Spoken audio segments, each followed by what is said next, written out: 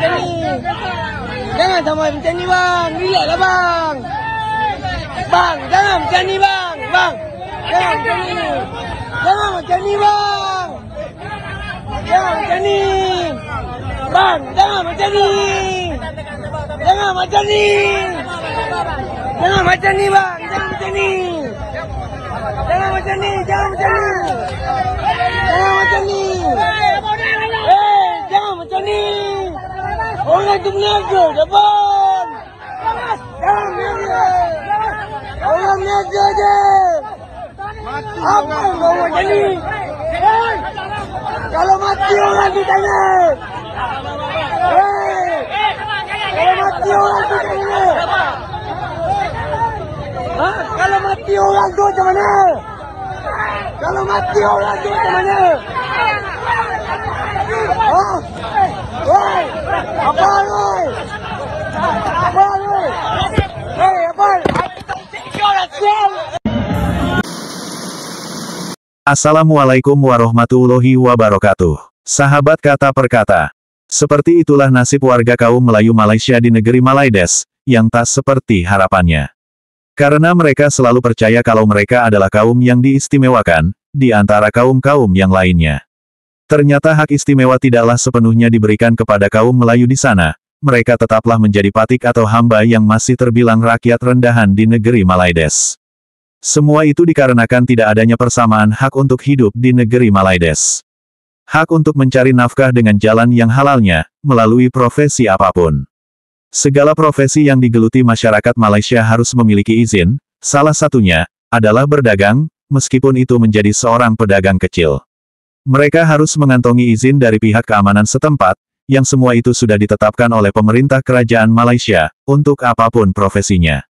Mau itu usaha kecil-kecilan, ataupun usaha besar-besaran. Dan akhir-akhir ini nampaknya berulang kali terjadi, untuk perlakuan yang tidak mengenakan, sekaligus menyakitkan bagi para kaum Melayu Malaysia, di negeri Malaides. Dan jika dibandingkan dengan warga asing seolah-olah tampak bebas berjualan, dan tidak sampai diperlakukan sedemikian rupa. Seperti baru-baru ini terjadi pada warga lokal Malaysia, seperti penjual petai, penjual balon, penjual air kemasan, dan masih banyak lagi.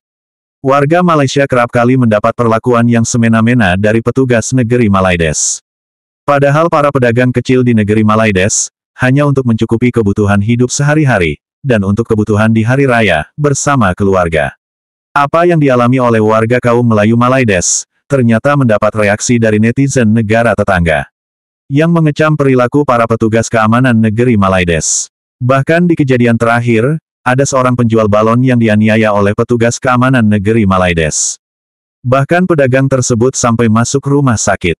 Tentunya hal tersebut semakin menambah kemarahan netizen negara tetangga terhadap petugas keamanan atau DBKL, yang begitu arogan dan semena-mena. Yang seakan-akan tidak memberikan toleransi terhadap warga kaum Melayu Malaides sebagai kaum yang istimewa, yang sedang mencari uang, sekedar untuk mencukupi kebutuhan hari raya. Kemarahan netizen Malaysia juga dikarenakan para petugas negeri Malaides seolah-olah pilih kasih, antara pedagang lokal, dan pedagang asing dalam menanganinya. Karena warga asing masih tampak bebas berniaga walaupun tanpa izin, di negeri Malaides. Abang jual belon kena halau, abang air mineral diherdik, pakcik petai disergah. Ramadan untuk siapa sebenarnya? Ramadan, bulan kasih, bulan rahmat. Tapi, setiap kali ada peniaga kecil cuba cari rezeki, mesti ada yang tersepit. Kisah abang air mineral. Waktu berbuka tinggal 10 minit. Orang ramai dah mula berkumpul kat padang. Abang ni bawa satu beg penuh air mineral sejuk. RM1 Malaysia satu je bang untuk buka puasa, katanya. Tapi belum sempat ramai beli, datang penguat kuasa. Mana lesen? Saya cuma jual air je bang, nak bantu orang berbuka. Tapi tetap barang kena rampas. Abang tu duduk senyap, tak sempat berbuka pun. Kisah abang jual belon. Malam Ramadan, budak-budak main bunga api. Abang ni datang jual belon warna-warni. Ya abang, nak belon Spiderman, jerit seorang budak. Tapi tak sempat pun. Penguat kuasa datang. Sama skrip. Mana lesen? Abang tu cuba jelaskan, tapi akhirnya bergaduh sampai bertumbuk. Kisah pakcik petai. Paling sebab pakcik tua naik motor lama, bawa bakul petai. Tak kacau sesiapa, tapi tetap disergah. Rupanya dia nak guna duit tu untuk bayar kos pembedahan isteri dia. Dulu hati bila tahu. Soalnya, Salah siapa? Peniaga yang terdesak cari rezeki atau penguat kuasa yang tak pandang sisi kemanusiaan. Undang-undang perlu dihormati. Tapi tak salah buka ruang untuk ihsan, lagi-lagi dalam bulan paling mulia ni. Dalam semua ni, ada satu kisah mak yang tengah meniaga. Anak dia menangis, meragam. Dia sapu sikit Belluna Baby Calm Oil kat dada dan perut anak. Sekejap je, baby terus lena. Mak tu sambung meniaga, hati pun lega. Belluna Baby Calm Oil memang terkenal bantu masalah bayi. Kembung, kahak, ruam, susah tidur. Dengan bahan natural macam sweet almond oil, peppermint, eucalyptus dan clove oil, produk ni memang sesuai untuk baby yang sensitif. Kadang kita lupa, dalam ramai yang diuji dengan rezeki, ada juga yang diuji dengan anak kecil yang meragam waktu kita paling letih. Nak tahu lebih lanjut pasal Belluna Baby Calm Oil? Klik link kat bawah. Kalau semua orang boleh pilih untuk faham dan rasa, mungkin dunia ni tak sekeras ni untuk mereka yang sedang mencuba. Assalamualaikum. Waalaikumsalam. Macam mana keadaan? Patah tulang belakang? Allahu Akbar. Pinggang dia kemungkinan patah. Oh, ada probability patah lah. Allahu Akbar. Okey, jangan gerak banyak sangat, tak apa, dengar cakap doktor dulu. Okey, jangan risau apa-apa. Sihatkan dulu. Saya janji pergerakan pemuda ni, Datuk Alif sama tu ketua pemuda wilayah, kita akan tuntut keadilan untuk awak. Awak jangan risau. Okey? Nah, ini janji saya pada awak. Tapi yang penting sekarang ni awak rehat dulu. Apa-apa jangan risau, kita dah siapkan lawyer untuk awak. Kita lawan dia sungguh-sungguh. Jangan rehat. It's okay, tak apa. Kami jaga kamu, jangan risau. InsyaAllah, saya faham.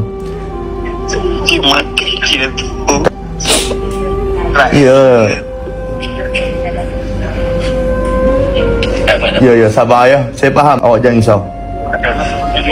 Okey. Alright, okey, nanti saya datang insya-Allah.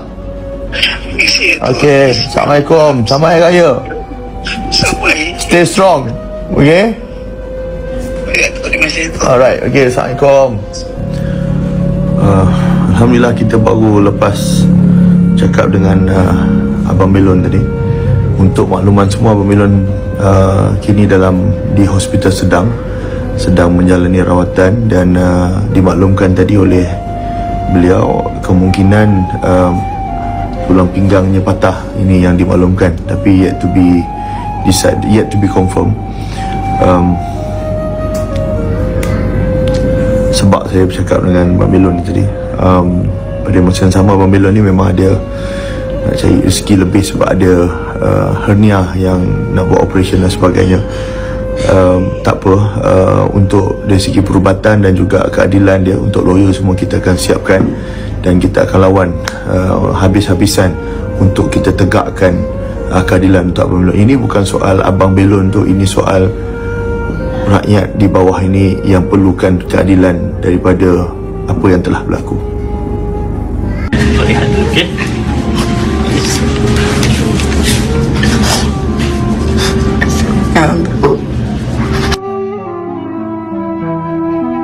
Tak ada lesen, tak bolehlah berniaga. Kan? Jangan sampai macam ni bang. Sekarang ni ramai gila orang tengah bengang. Tak apa telefon. Tak apa. Ya, bengang. Pasal apa? Peniaga-peniaga kecil ni bukannya buat duit banyak sangat pun, tapi susahnya bila nak berniaga.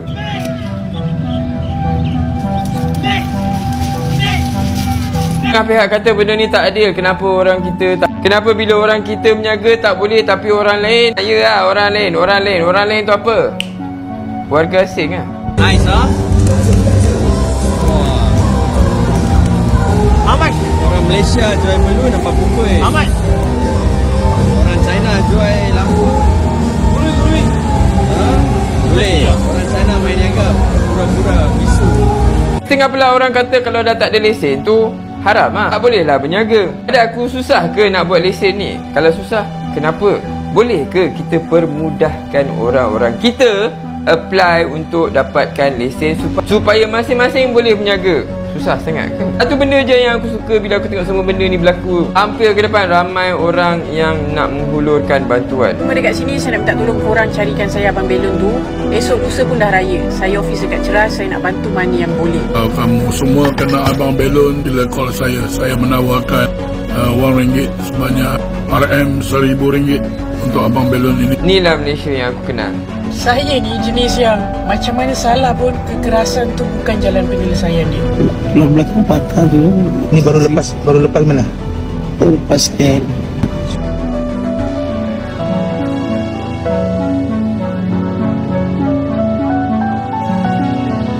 So far macam kejadian hari tu macam mana? Mungkin boleh cerita. Diorang kata diorang dah halau abang 3 kali. Tidak sama sekali. Tak betul. Saya nak Rumput merasakan hampas. Sebab saya lagi tak boleh sikit. Saya nak boleh sikit. Baik saya tak tahu prosedur macam mana. Jadi saya ni ada sakit, ada air pasang. Saya nak cari air pasang. Satu tu air pasang, satu lagi air. Abang kata abang orang warga asing, abang orang Malaysia. Saya orang Malaysia. Saya yang Sabah. Saya tu. Kan betul saya cakap semalam. Ajar, bantu, guide orang-orang yang tak faham, tak tahu macam mana nak buat lesen ni. Mudahkan diorang. Lagi-lagi orang yang susah. Tak ada orang nak gaduh, nak melawan, nak bertumbuk, nak tolak. Tiba-tiba, kalau pun claim dia tolak lah, dia agresif.